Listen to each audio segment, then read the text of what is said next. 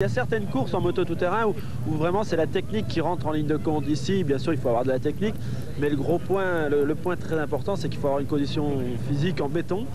Et ben voilà quoi, il faut l'avoir. Et ben ça, je sais pas si je l'ai.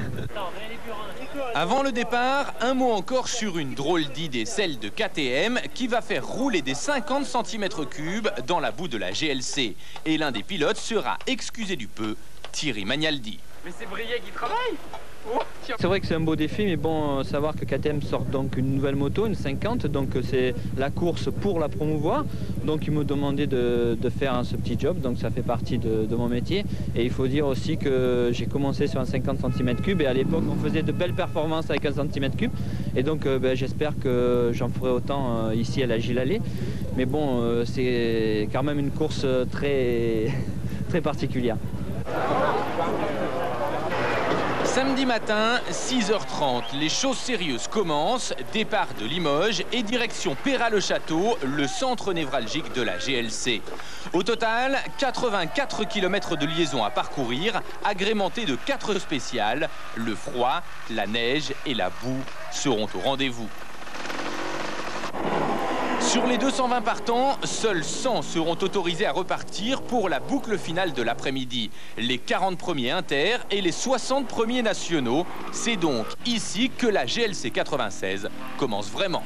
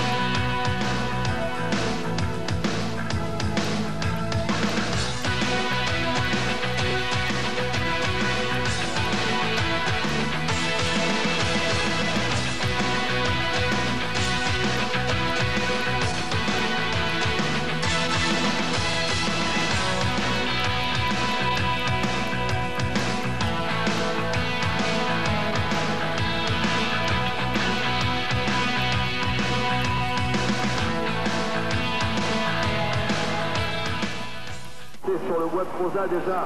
11h, Peyrat-le-Château, le parc de regroupement s'anime. Les meilleurs viennent d'en terminer avec cette première partie de la GLC.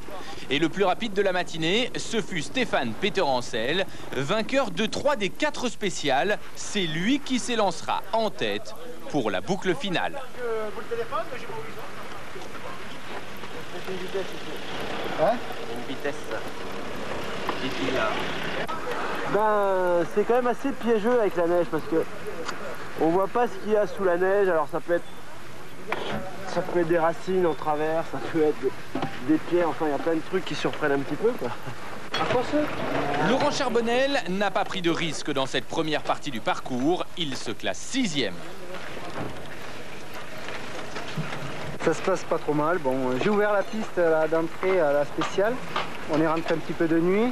Mais bon, il y avait un peu les traces des ouvreurs. C'est vrai que j'ai fait la trace en premier aussi, mais ça s'est pas trop mal passé. J'ai fait 1 ou 2 glissades, mais bon, dans l'ensemble, c'est pas mal.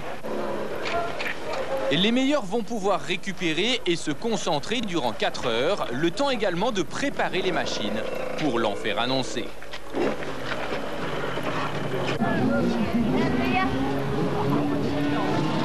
15h, Stéphane Peter-Ancel est donc le premier à s'élancer dans la boucle finale. Pour éviter les problèmes de l'an dernier, les 20 premiers pilotes s'élancent de 5 secondes en 5 secondes. Les suivants partiront 2 par 2 dans les mêmes délais.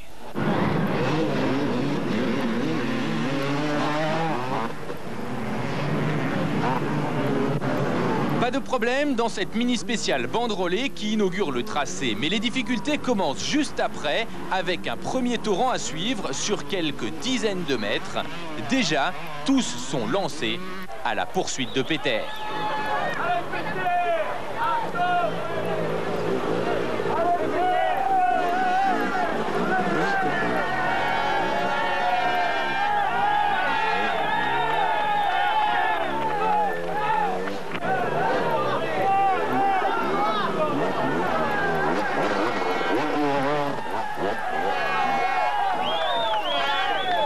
Puis rapidement, les choses s'accélèrent. Premier morceau de bravoure de la GLC 96, le fameux bois de Crozat, où il est toujours aussi difficile d'avancer seul. Pas grave. Y a rien.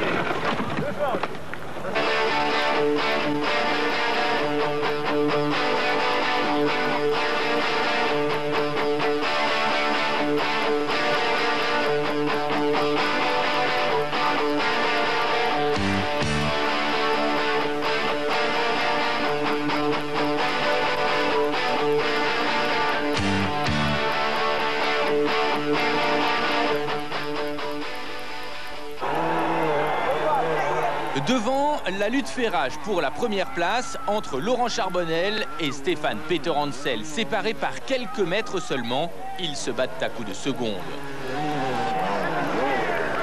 Quelques minutes plus tard, derrière eux, dans cette montée de plus en plus glissante, ce sera l'enfer pour les poireaux.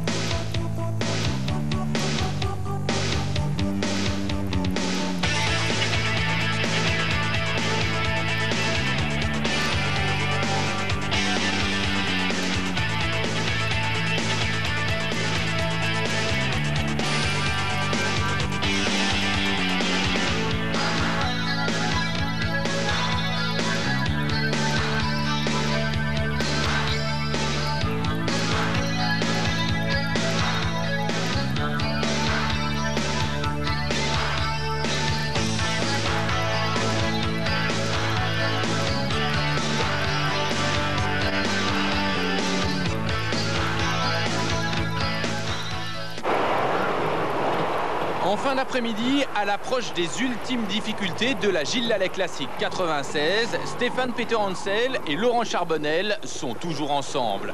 La Yamaha et la Kawasaki ne se quittent pas d'une semelle, c'est entre eux que va se jouer la victoire.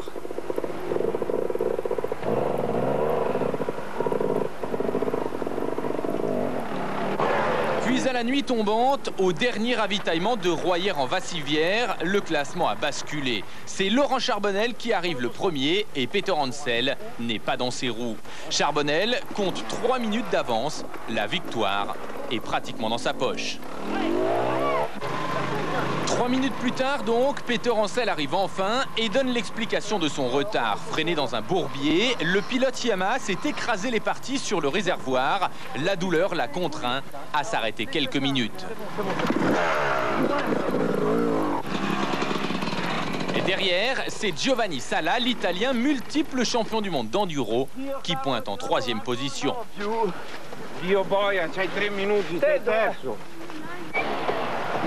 En tête, alors que la messe semble dite, un ultime coup de théâtre va encore tout remettre en cause. Laurent Charbonnel cale dans une cascade, moteur noyé, il perd du temps et prend un coup au moral. Peter Hansel, renseigné, va en profiter pour se rapprocher.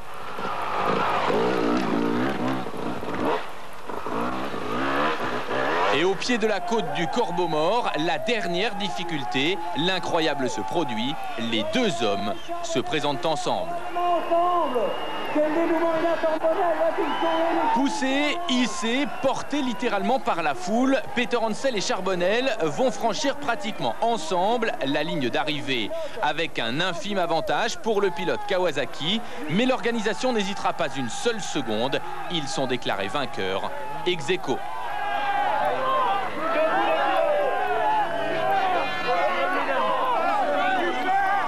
On est arrivé quasiment ensemble. On a fait une excellente course. Bon, moi, malheureusement, je suis tombé dans le ruisseau de la cascade des Jarreaux. J'ai noyé la moto, le temps de redémarrer et tout. J'ai perdu le moral à fond. Je voyais revenir Stéphane. Et bon, en plus, il me double qu'à 2-3 minutes avant le Corbeau Mort. J'ai dit c'est fini. J'avais vraiment les boules. Et en fait, bon, on arrive ensemble, c'est super. C'était quand même beaucoup moins dur que les autres années. En tout cas, même si moi j'étais pas très bien préparé physiquement, j'avais une moto qui était très bien réglée, des suspensions et un moteur adapté à cette course. Et donc c'est peut-être ça qui m'a sauvé un peu la mise en fait. Derrière les deux Français, c'est l'Italien Giovanni Sala qui termine 3e. En tout, ils seront 36 à parvenir avant l'heure limite au sommet du Corbeau Mort. 36 à être parvenus au bout d'une 5e GLC qui aura encore une fois tenu toutes ses promesses.